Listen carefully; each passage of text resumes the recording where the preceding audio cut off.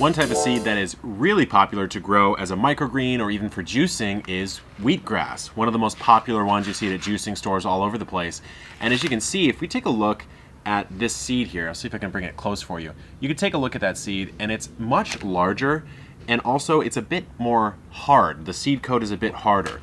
And so on the instructions on this packet and just through my own experience, I know that you do want to soak this seed in order to improve germination rates before you put it into the trays like you just saw us do with those purple top globe turnips. And so on the back here it says soak for 8 to 12 hours, rinse and drain, then place in a bowl or sprouting container. What I'll do is I will place in the tray that we're growing our microgreens in, or in this case, our wheatgrass seeds. So in this case, what I like to do with my microgreens, if I know I'm growing a lot of different soaking style types, is I'll create a couple different bowls, fill them with water, and I'll dump these in the bowl, and then I'll set various timers so I know, when that period is done, because you don't want to soak them too long, otherwise too much water gets in, and in fact they can actually drown in the water. They can sort of start to rot and drown. It's not what you want. You just want to get a little bit of water through the seed hull to start speeding up that germination process instead of just surface sowing these wheat seeds right on top without soaking them. You'll get spotty germination, or the soil will have to be really wet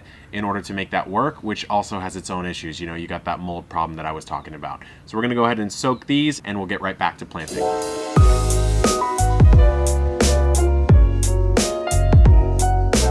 8 hours later.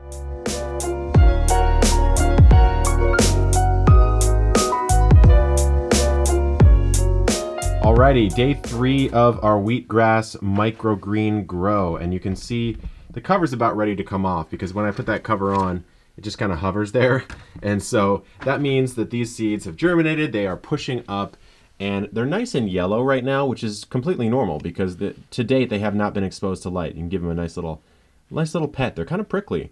And we're going to go ahead and take the cover off. We're going to expose them to light for 16 hours a day, give them a nice water, and we will come back in a few days. The wheatgrass has grown and greened up like absolute crazy. I believe it's grown over an inch in the last maybe 24 hours. That is a soothing feeling if I've ever felt one, I'll tell you that much, guys. And just kind of checking in on it, looking really good underneath this LED. Our wheatgrass is up around the 6-inch mark. It's time for its first cut. We're gonna get some wheatgrass juice out of this. Feels nice and good on the hands again. It's like petting a fuzzy, I don't know, caterpillar or something. But we're ready to do a cut, and I'm gonna show you how to do that. Here we are with our wheatgrass. It's time to harvest, and actually, most of the time when I'm growing microgreens, I wouldn't use something like grass shears, but we're growing wheatgrass, so it makes sense to use them.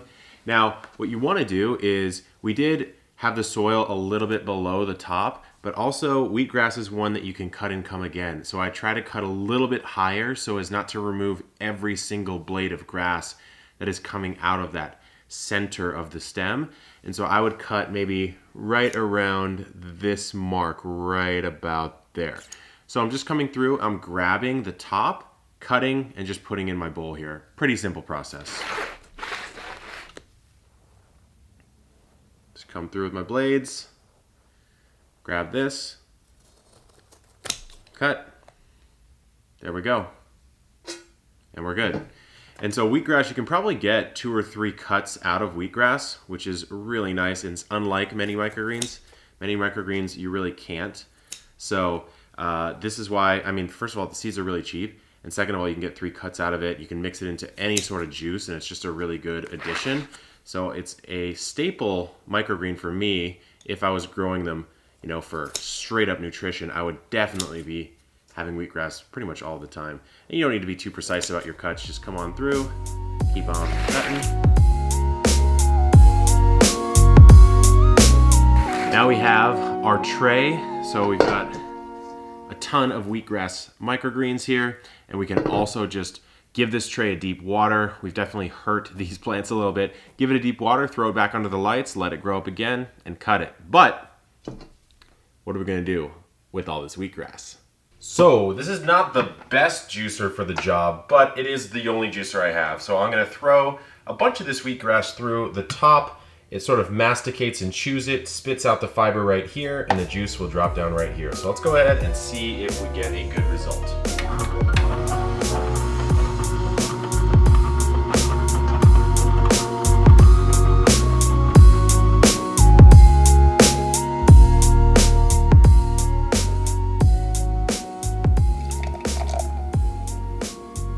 And here we go.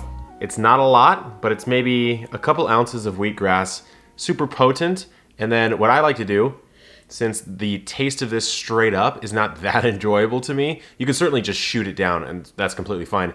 What I like to do is I mix in another juice. So I found some kumquats and turned them into a juice. These as well are also super tart, so you can't really have this on its own either. Usually I just dilute this with water. I'm gonna mix the two. We'll give that a little bit of a taste test. Honestly, the color change is kind of cool too. So we'll shake that up. Both of these should temper each other out, and then we'll have a nice little juice. But you could do whatever you want with wheatgrass juice. I mean, you could mix it into other juices, throw it into a smoothie. You could make a ton of it and then freeze it and then use it later. A lot of different things you can do. So let's go ahead. Cheers. Thanks for watching, guys. That's so much better. Yeah, the tartness of the kumquat. Maybe mix some orange juice into it.